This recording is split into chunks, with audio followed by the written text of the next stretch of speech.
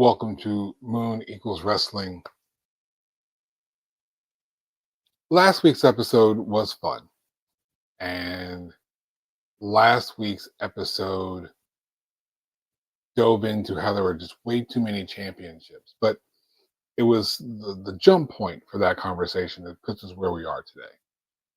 Uh, the conversation revolved around a simple tweet from Jordan Grace, who right now is the most talked about person in professional wrestling.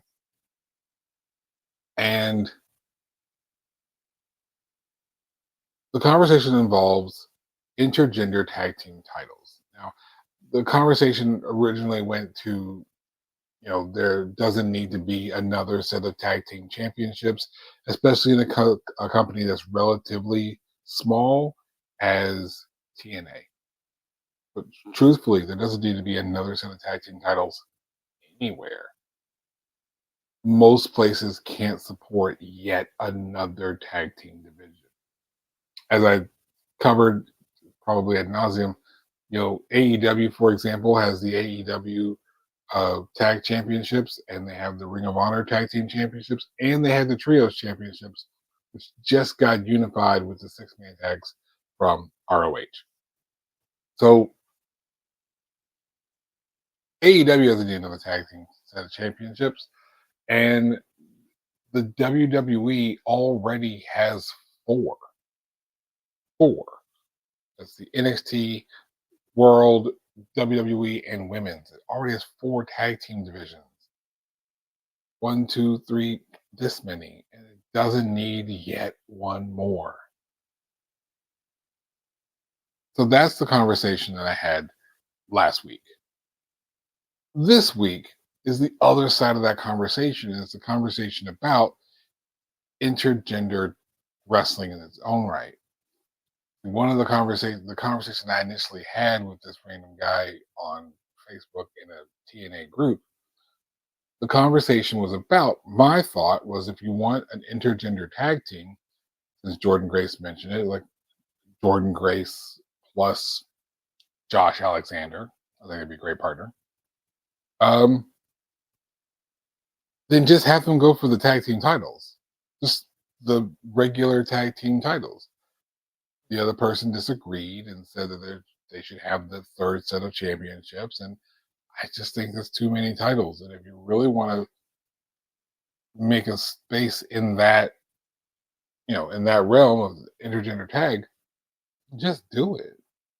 Just have it. Just have the matches. Just put a woman in a tag team with a guy and then let them wrestle. Now, with my thinking cap on.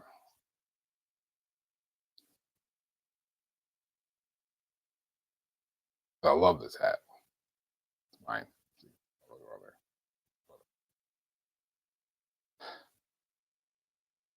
Here's the kick. There's two sides to this intergender wrestling coin. One half of the coin has to do with fairness, and the other one has to do with kind of ethics.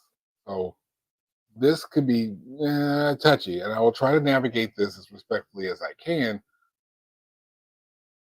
But there's just going to be some spaces, and I'm probably going to say something that somebody's going to not like. And let me be the first one to take this opportunity to tell you that I don't care. This is my show. These are my thoughts, and I don't care. Let's move on from that, and a little bit better about it. Water's great. So let's just look at the presentation of things. Should there be men in the ring with women? It's not a new concept, not just the idea of intergender wrestling, but just that some networks do not like the idea of men in combat with women. There is a space where when you see a man hit a woman, you're automatically drawn towards images of domestic abuse. Not going to get into those. But that's the mindset because networks don't want it on their channel, on their networks. Then wrestling companies who are on those networks can't do it. There's a big period of time that TNA wrestling was not allowed to have men hitting women, even in the context of scripted combat, such as professional wrestling, which I think is a respectful way of referring to wrestling. It's scripted combat. You're not going to have Holly Holmes in the UFC with Conor McGregor. That's not going to happen. And for a lot of reasons, that's not going to happen. One, they wouldn't be in the same weight class. But at the same time, I don't think they're the same weight class. But it's a bad look. And there's really no winner. Uh, Looking at how society is going to honestly approach the visualization of this. Let's use the Conor McGregor, Holly Holmes from the UFC as an example. It's not professional wrestling, but you'll understand. I'm using that because it's genuine combat. The UFC is genuine combat, as opposed to pro wrestling and scripted combat.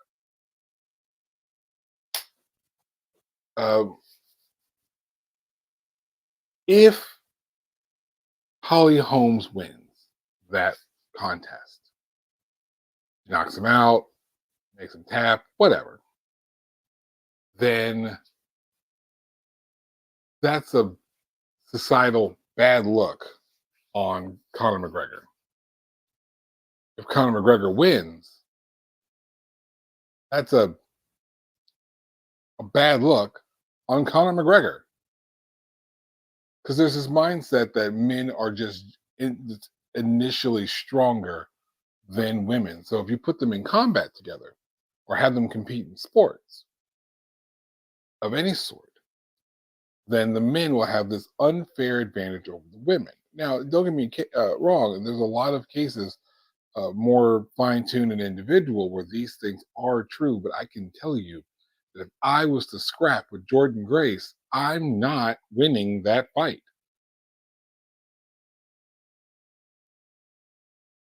There is an independent wrestler known as the $1 Million Marvel, Mauve, I believe she goes by. And I can tell you, she and I got into a scrap. I'm not going to win that fight. Judge me how you want to, but that's just the truth being the truth. I'm not going to win that fight. I'm just not. These are women who are clearly stronger than me. Um, they are trained in their combat. The average dude is going to lose those fights. And societally, that's the only way it can go, but it's still going to look negative on the man. And in professional wrestling, we don't really want there to be a negative impression on either competitor. Both wrestlers are there to tell a story. They're both characters in the narrative. And the goal is to make them both look credible for the roles that they're trying to play. So, to be more clear, if you have a really popular superstar like a Jay Uso, and he is going against someone who is not very popular, like Chad Gable, they have a role to play. Chad Gable, his role is to not be liked. So you'd put him in a match with someone that everyone already likes. So they're like, oh, I like Jay Uso, which means I'm going to not like Chad Gable. This is a good reference back to a conversation I had in my interview with John Cosper. Uh, we were discussing at the very beginning of our interview, because I write horror and love wrestling. He loves wrestling and also writes horror. And I was asking him, what is the connection between horror and wrestling? And we didn't really have a good solid answer. So I actually reached out. Um, I'll go look up his Twitter while I'm at it. I'll just go ahead and do that now while I'm talking.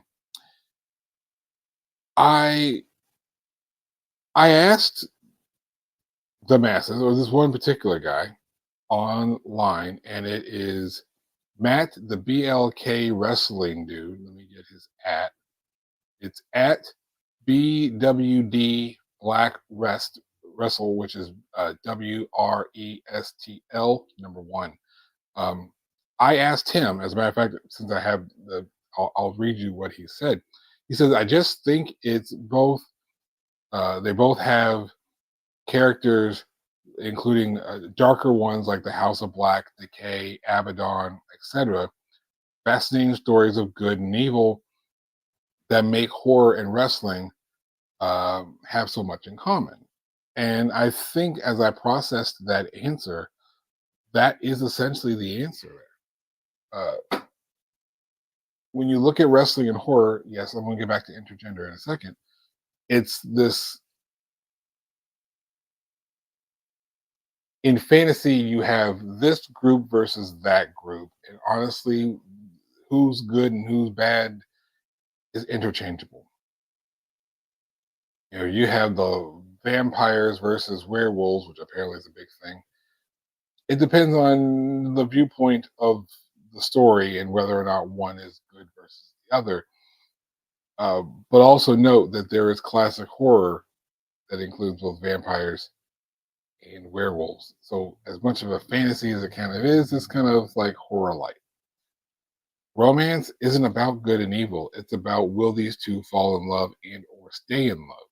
Will love overcome the obstacle?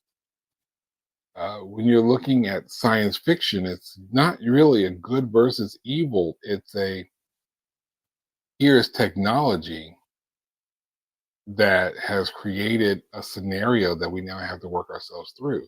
Now, there's usually somebody who's benefiting from this over someone else, and we view those things as good and evil, but they're not really good and evil. It's really the technology or the science in play that is really the star of the show. That's why it's science fiction. When it comes to horror, it's a classic back and forth of good versus evil. There is a clear and concise good guy and a clear and concise bad guy.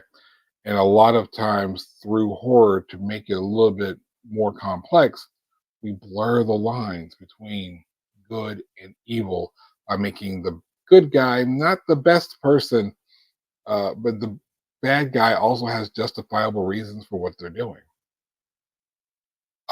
Side note, if you want to like look into more and understand sort of like the social commentary of horror movies, maybe catch the Necronomicon.com, run by James Sabata and Don Guillory, great friends of mine, two dudes. I absolutely love them.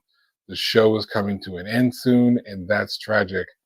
But that just means that you now will have their entire library of podcasts to go back and watch and enjoy, including those that include yours truly. Again, now I'll digress. So the reason I wanted to go through this whole thing about good and evil and how this connects with wrestling is because that's what we're ultimately looking at. We're looking at this good versus evil in combat. There's one side that's going to be viewed as good, and another side that's going to be viewed as evil, but it's not going to follow storyline. It's going to follow societal lines and societal expectations. In those societal expectations, we expect, as men like me were raised growing up, as I've taught my boys, men should not hit women. Now, retrospectively, that is based in sort of a sense of patriarchy because it's like men are clearly stronger and more superior to women, so we must not hit them, but women aren't exactly taught not to hit men. Um, at the same time, we should just like not hit each other at all, and then nobody has to worry about gender roles, concepts. Don't hit people. Don't hit people. Shouldn't tell you that. Stop it. But you can see how this expectation is going to take things away from the actual story in the views of the layman. Now, if all you've watched is WWE starting in, call it 10 years ago, so we'll say 2014, which is weird to think that 10 years ago was only 2014. Um, you haven't seen a lot of intergender wrestling.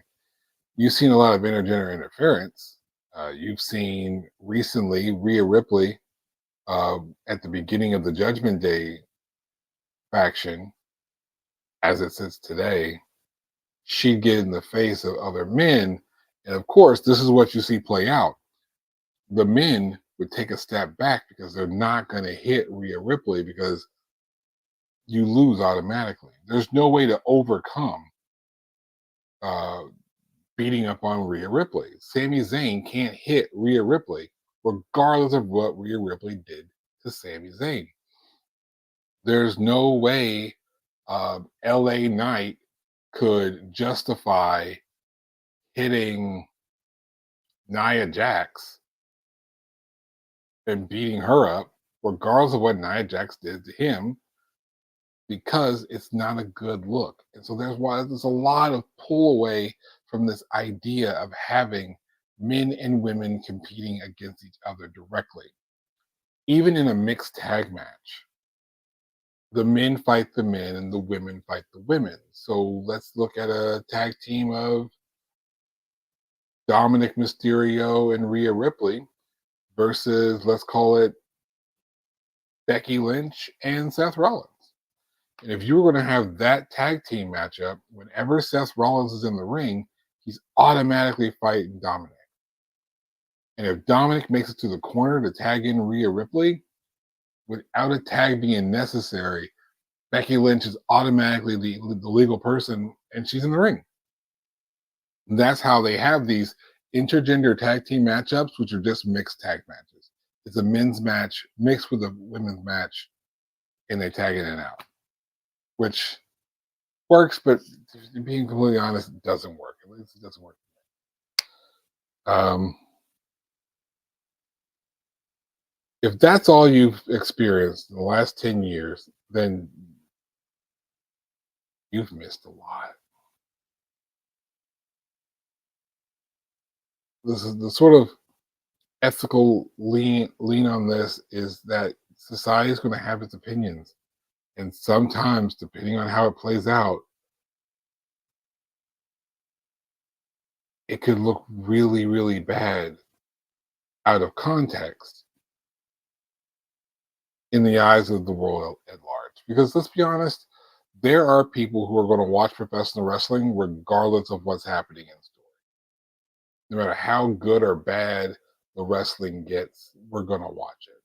There are people who are going to be fans of the Cleveland Browns and watch every single game, whether they were winning or losing. They only got semi good in the last couple of years. Football.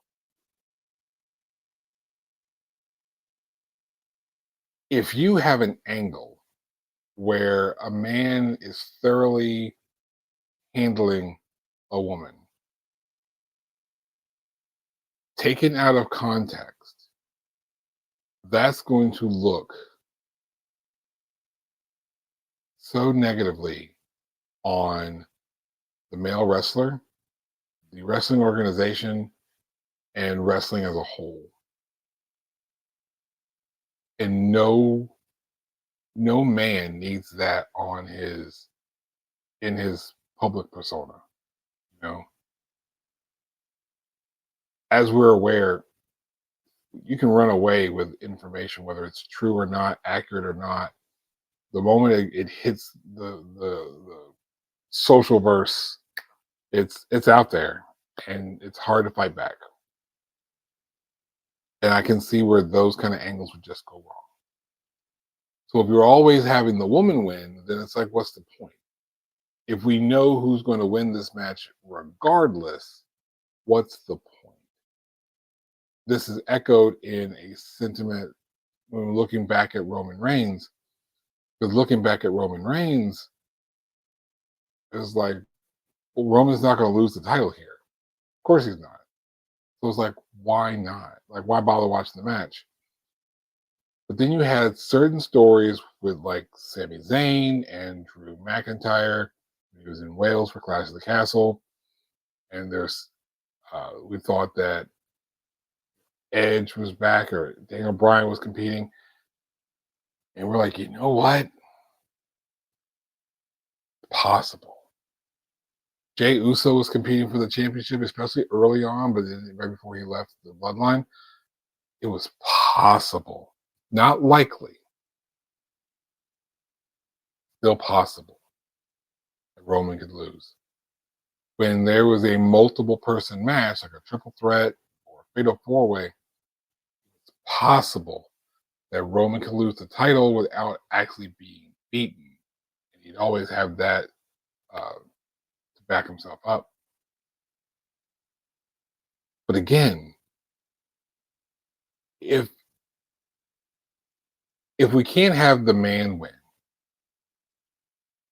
then we have to have the woman win. If we have to have the woman win, what's the point of having the match? Foregone conclusion, and we're just wasting our time in the middle. If you think I'm stretching that too far, I like to recall a situation that happened 20 years ago, maybe 25 years ago. Weird to think I've been watching wrestling for that long. But there was a time when Al Snow was wrestling and he walked out with this mannequin who talked to him. And the mannequin's name was Head. It was like a beauty doll, like a beauty mannequin. And the mannequin was just known as Head. And this was such a quintessential part of his character. It was used as a weapon, and he talked to it. So when he talked to it, it would tell him to do things or not to do things. He'd have spots in the match where Head was telling him to do things, and he's distracted because he's listening to Head. And he would win or lose a match accordingly. So Head was such a quintessential part of Al Snow's character that when you made an action figure of Al Snow, it should probably include Head. It's like having a Triple H action figure without a sledgehammer. That would be dumb.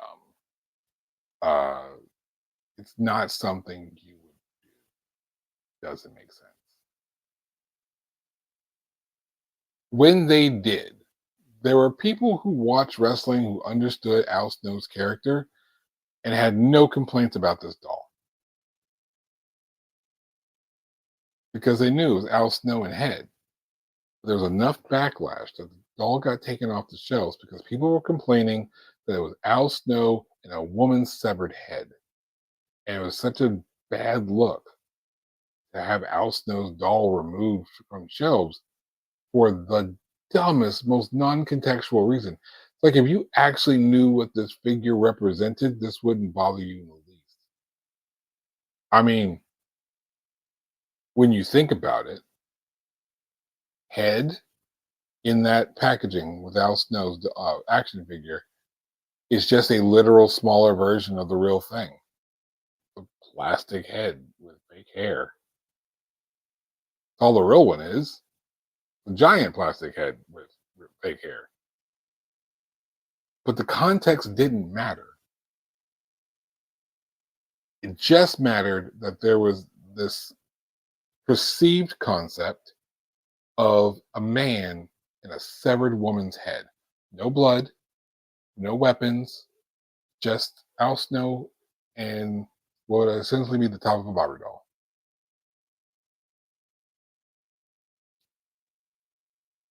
No toy company is going to want to deal with that. No wrestling network, no TV network going to want to deal with that.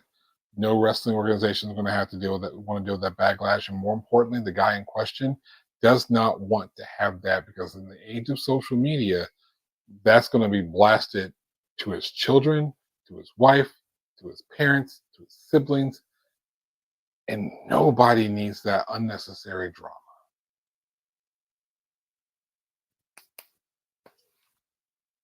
So, my stance on intergender wrestling is probably pretty clear now. Absolutely do it. Absolutely have all of it. And here's the thing. I draw the point that the idea of intergender wrestling is not brand new, nowhere close. In fact, as I was referencing at the end of my last episode, TNA has a digital media championship currently being held as of the recording date of this episode, being held by AJ Francis. It was originally won by Jordan Grace. In fact, speaking of TNA, as I mentioned in my last episode, TNA has 6 championships. Let's talk about it. The only outlying championship is the Knockouts Championship, which is essentially their women's title. Not essentially, it is their women's title. The Knockouts is the name of the division because they're both beautiful and deadly. And only women have held that championship. I believe so. Yeah, only women have held that championship. Um, the Knockouts Tag Team Championship has been held by a man. It was held by Eric Young, who was tagged with ODB. This was a very long time ago. As you look at the Digital Media Championship, as I mentioned, I think the first champion was Jordan Grace. In a tag team tournament, I believe it was, partnered with W. Morrissey, Jordan Grace uh, was a tag team contender for the title. She was eligible for the championship, which means she could have been champion. Same thing for her having competed previously against the X Division champion for the X Division title, although there was some shenanigans when she won the match, and it was ruled that she wouldn't win the title, which I think is a crock. When she recently won that trophy, I can't remember what they call the trophy right off the top of my head this exact second. But there's a lot of people who are upset that Jordan Grace, who won a title opportunity, did not go for the world title. I am one of those people. I watched some podcasts and read some tweets, and there's a lot of people who thought that this was the moment for Jordan Grace to go to compete for the world championship, the Impact World Championship, the TNA World Championship. But she chose the Knockouts title, and that's when she would have won it back for the reign that she's on now. But someone has done it. Tessa Blanchard versus Sami Callihan for the Impact World title right before COVID. I saw the title match, saw a lot of their matches together, and they were brutal. They were equally as brutal. So it wasn't that the man had this unfair advantage over the woman. It was just that the match has to make sense. And it was beautiful. And I know that we don't, she has one of those not to be mentioned types of names, but this is Moon Equals Wrestling. We do what we want. Tessa Blanchard is a woman who won the TNA, or the Impact at the time, World Championship. And that was a big deal. That was a huge deal. And she was a valid champion. Wasn't a novelty thing where she dropped the title to the next. Valid. It was a great, brutal, hardcore type of match with Sami Callihan. Go back through YouTube and find it. Sign up for TNA Plus, and I'm not sponsored by them, but go find TNA Plus and go watch this match. It was fantastic. So this is not new. And that just has to do with championships. I want to touch on championships in a second. We're just talking about just the matches. Here's what has to be understood. Professional wrestling as scripted combat can go however we want it to. And you can write the story to where the interaction makes sense. been a few times where the opportunity was right there and we didn't take it. And I think a lot of that has to do with just how society is going to ultimately view the situation, and just whether or not the networks will allow it, whether or not just they're willing to deal with the backlash. But there are organizations out there, or at least there were, where the idea of a man fighting a woman is not so strange, not so foreign, not to be dismissed. And I think what that does, especially in our social climate, it puts men and women on that same level. And I think that's some of the damage was rooted in the fact that women's championships haven't been around as long, that a company will start and they'll have a world title long before they have a women's world title. And because those world titles are thought of as the men's championships, the men's world title, the men's tag titles, whatever, that we automatically don't include women in that competition, and B, we feel that to be fair, we need to create an entire new division for women's sake. Remember, there was a period of time not too long ago where there was only one Royal Rumble. The first women's Royal Rumble match was in 2018. Shout out to Asuka who won that. Um, and that was such a big deal. Previously, it was a really big deal to have a woman compete in the men's Royal Rumble. To my knowledge, there may have been like one more I might be forgetting, but I could only think of four. And that's China, Beth Phoenix, Karma, who was Awesome Kong in TNA, and Nia Jax, which is a popular spot where she's interacting with Rey Mysterio, Dolph Ziggler, and Randy Orton. And these were fun spots. China was on a roll in like 99 when she was entering in the King of the Ring. Because again, Queen of the Ring, that's only been done twice. We've only had two of those, this year and last year.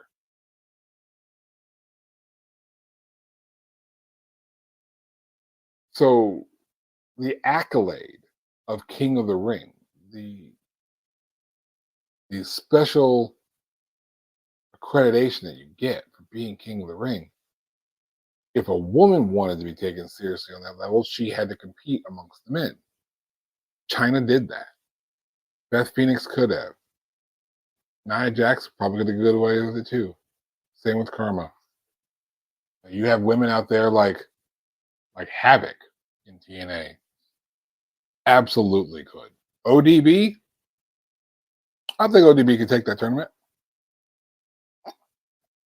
But more recently, and most obviously, you have competitors like Becky Lynch and Rhea Ripley. And I mentioned those two particularly because those were active parts of their character development and their stories, where they were actively getting in the face and interacting with men on level, right? I mean, Becky Lynch went so far as to call herself the man because of the old adage, to be the man, you've got to beat the man. And Becky Lynch felt she was the top part, she was the man. There goes the name. Rhea Ripley, if you think back, Rhea Ripley was not originally being called mommy. She was referring to herself as Poppy. And she was taking the strength and power that we've socially given to these male titles, the man and Poppy, which of course is daddy. And that's where mommy started, was because for gender's sake, Dominic kept referring to Rhea Ripley as mommy because she's a woman, as opposed to Poppy. Because you look at a woman, you're not immediately going to call her daddy. You're going to look at her and call her mommy. Shout out to Sonya Deville, who actually was going by daddy on Twitter for the longest time. So it's shout out to daddy. Um, but think about that. You had Rhea Ripley, who was almost Poppy. You had Sonya Deville, who was daddy, at least online, and Becky Lynch, who refers to herself as the man. And those moments were just setting up like, hi, I'm a woman, but I'm to be viewed and looked at not as a man or as a male, but in the same respect that you give them. And the best way to do that is to actually put them in combat together, like your Sammy Callahan and your Tessa Blanchards, or like honestly, Jordan Grace and literally anybody, because I think she could take them. Now, would every woman benefit from this? No. Another woman I have the highest respect for, I'm a huge fan of, as I've mentioned before, is Deonna Purrazzo. And I love Deonna Purrazzo, but I wouldn't want to see Deonna Purrazzo versus Swerve Strickland for the AEW world title. I don't want to see that. That doesn't mesh well. That doesn't work for me. But I could see Jordan Grace taking it to Moose. I could see Rhea Ripley fighting Sami Zayn for the Intercontinental Championship.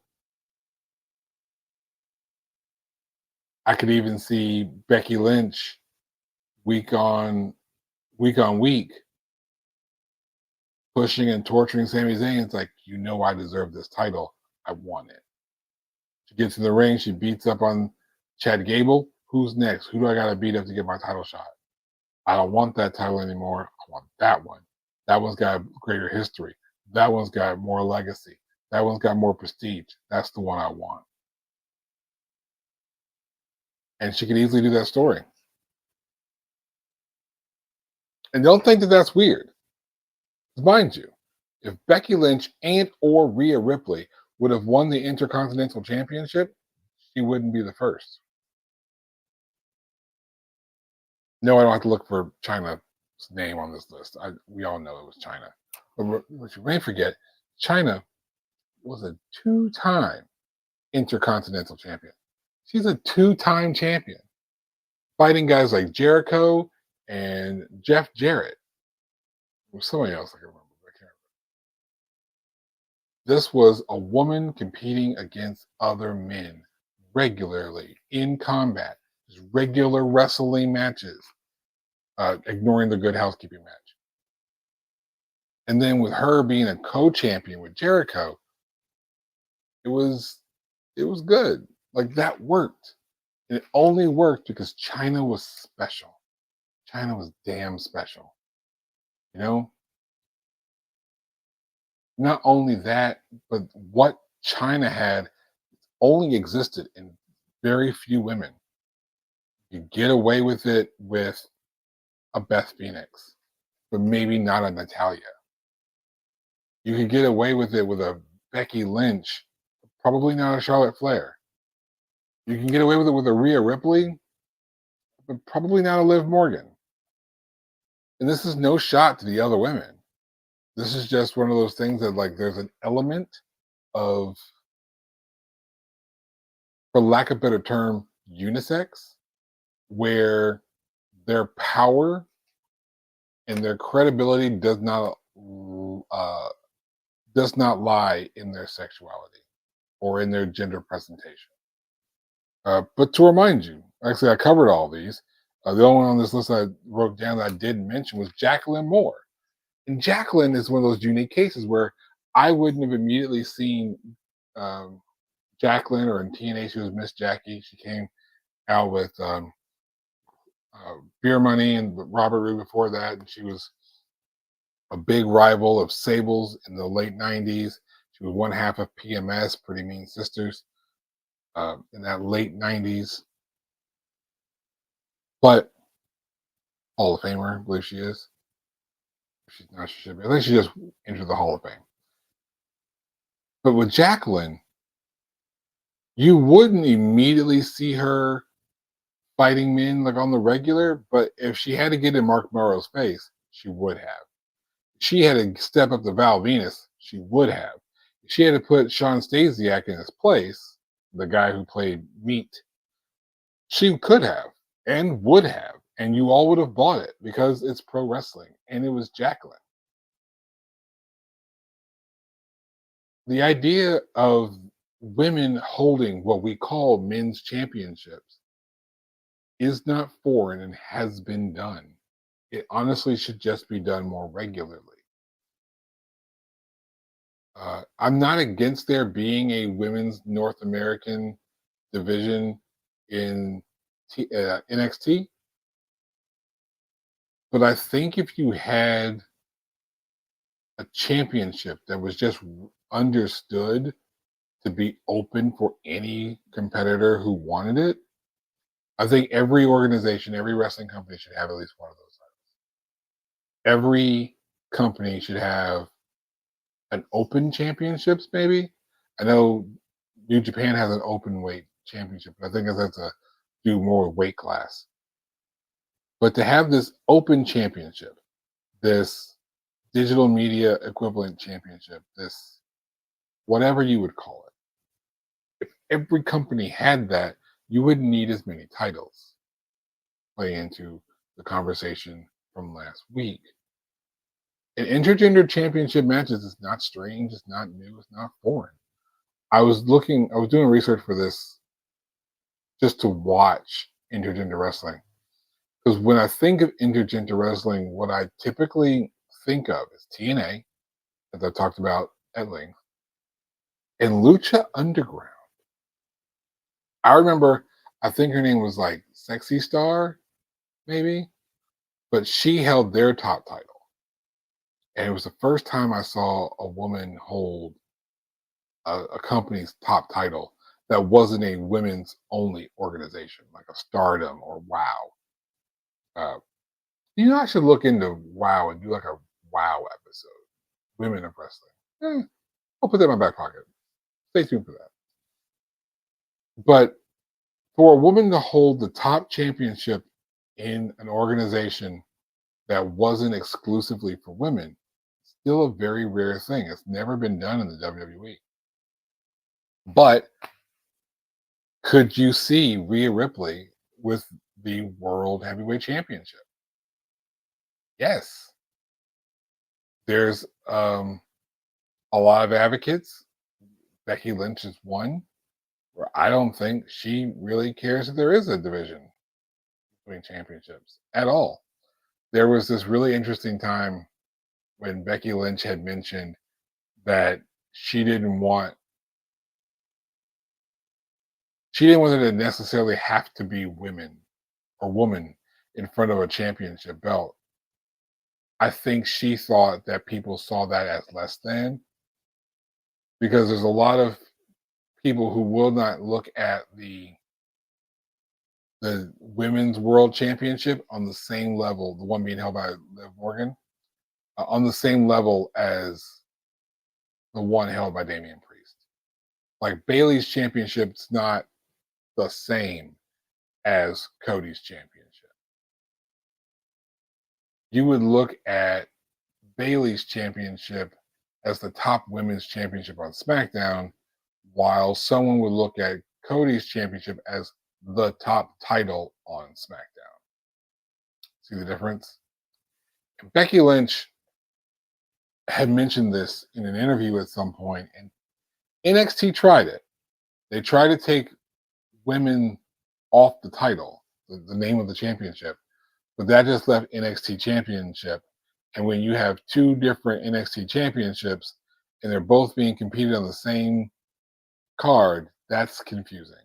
Because it's like, oh, it's the NXT championship. Well, which one?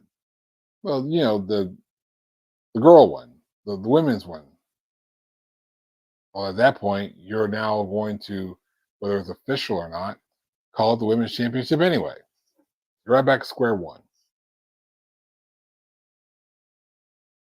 Having that option eliminates the need for all these extra divisions and extra things. It also helps for some of the female superstars who are going to, or the female wrestlers who are going to compete in these spaces to be viewed on those top levels. We need, first of all, side note, we have been doing Bailey a disservice, and I don't appreciate it. We talk about your Rias and your Livs. We're talking about Jordan Grace and Roxanne Perez. We are not talking enough about Bailey. Bailey's not being advertised here. She's not being promoted there. She's not on that poster. She wasn't on the WrestleMania poster. She wasn't. It's wrong. Justice for Bailey. Also, I can say this on my show. Can we push for Bailey to give herself a last name? Can I get Bailey Martinez, please? I want Bailey Martinez. Something about the flow of a first name, last name that I think would just push Bailey to just one extra level. Bailey Martinez. We need that. Hashtag Bailey Martinez. Um,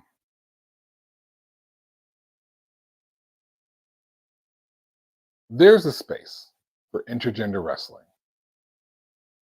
TNA's been doing it for a while. Lucha Underground had no women's division to my knowledge.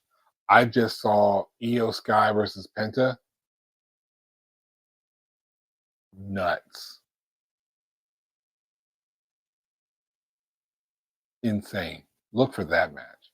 Lucha Underground, Penta versus like Penta Salomero and Io Sky.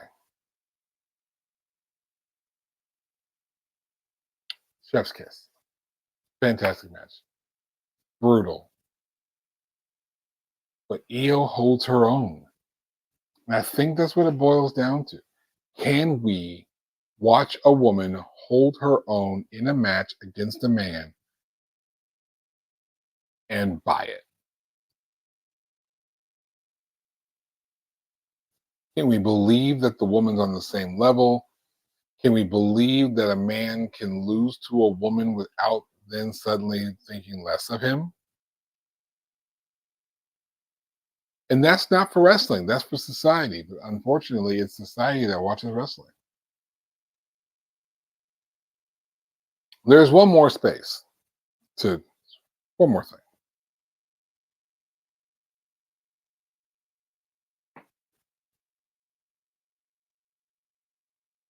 Nyla Rose. Nyla Rose is a transgender woman who wrestles for AEW. I enjoy watching Nyla Rose matches.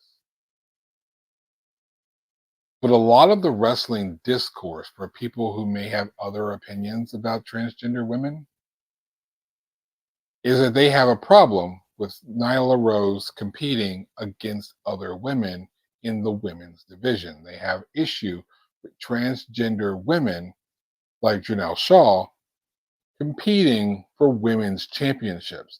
This is echoed outside of wrestling as we have this huge debate about whether or not transgender women should be competing in women's sports.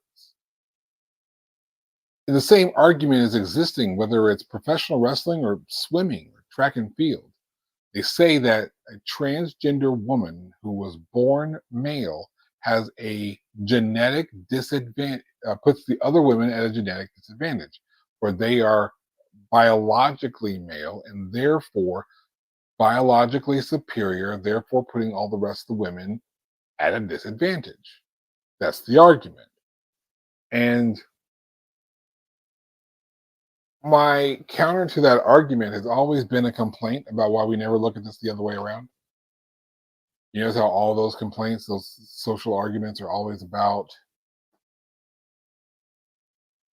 transgender women in women's sports, but never about transgender men in men's sports, let alone about women, cisgender women competing amongst other cisgendered men in men's divisions or men's leagues, depending on the sport. We don't have a problem with that. We highlight a woman who plays kicker or quarterback on a otherwise boys team. Um,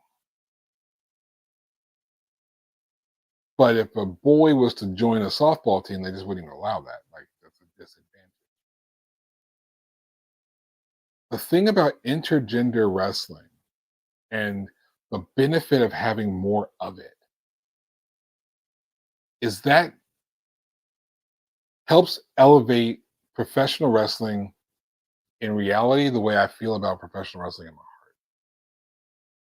in my heart, the world of professional wrestling, the realm of professional wrestling, it exists in a way, especially in companies like TNA.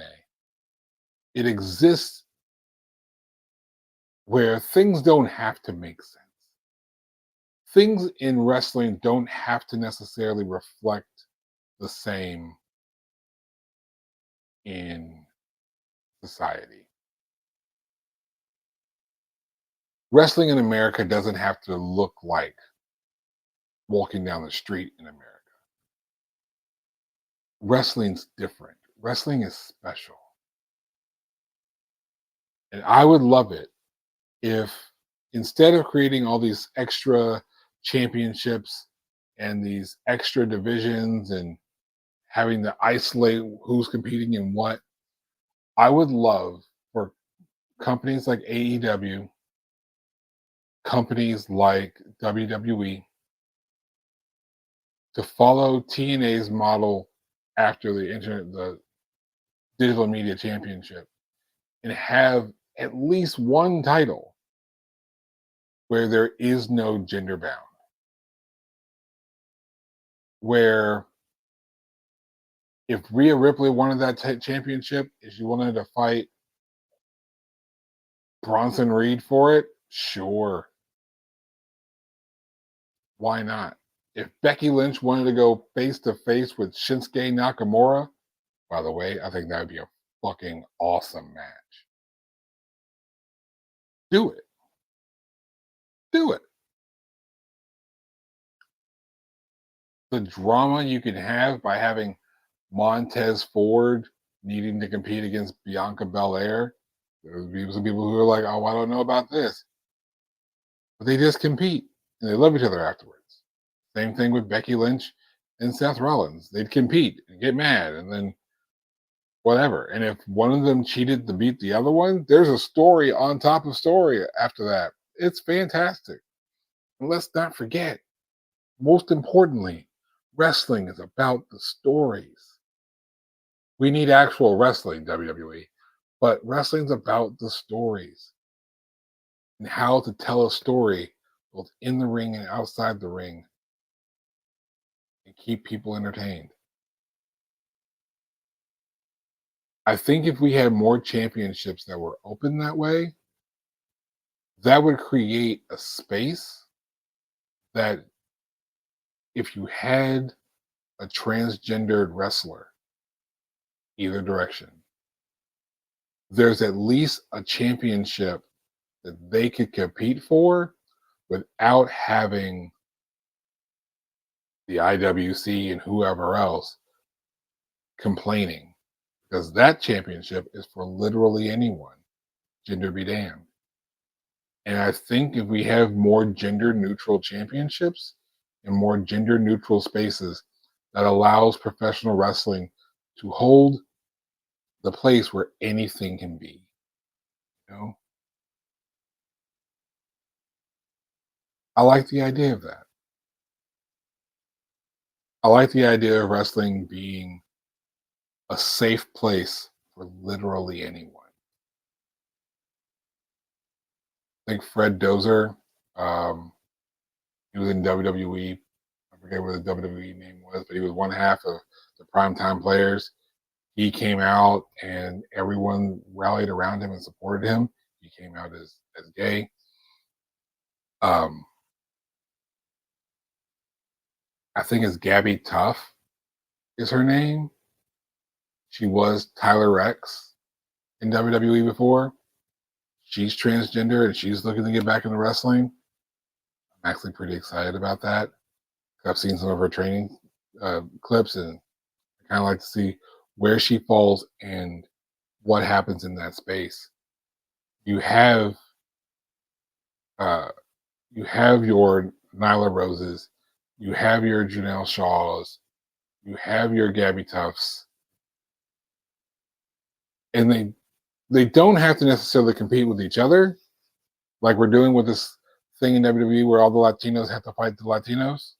Like that's not necessary, but just to ensure there's a space where we're not going to have another person criticizing whether or not Janelle Shaw should be going for the Knockouts title or if Nyla Rose should be going for the AEW Women's Championship again. We don't need those conversations. That just cause alienation for people who are just trying to do something they love. So this is my outreach. Create an environment where we can have, if women want to compete against exclusively women, they can. Men feel more comfortable competing against other men, they can. There needs to be a space for the wrestlers that don't care, not the men that don't care, not the women that don't care, but the wrestlers who don't care who's on the other side of the ring. They're going to give you the best match with them. Point blank. Period. Sorry. It's been done before. We can do it again. I just think that we should make it more commonplace. With that, that's really the end of the episode.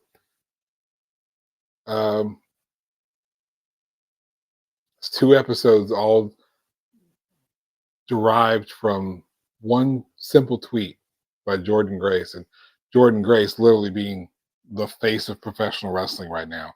I love how in the last few years, some of the top names in all of pro wrestling, Becky Lynch, Rhea Ripley, Jordan Grace, because they were being put in a position to be respected by all of wrestling for just being awesome. And that the factors don't have to do with their sexuality or their looks or anything risque that they did. It just had to do with their being amazing wrestlers. Point blank, period. Right now, Toni Storm's got a big shine on her because she's got a great wrestling character. Is she gorgeous? Absolutely. But no one ultimately cares because she's just playing timeless Toni Storm so well that her beauty is secondary. Doesn't even matter. But with Jordan Grace being mentioned in this crossover with WWE and TNA, fantasy booking is obvious and right there. So I think what I want to do for next week is I'm going to fantasy book, maybe we'll call it 5 to 10 matches, somewhere in there, of what I would book a WWE, so not NXT exclusive, but WWE versus TNA wrestling supercard. That, I'm Dwan L. Hearn, more affectionately known as the Moon, and this is Moon Eagles Wrestling. Have a great day.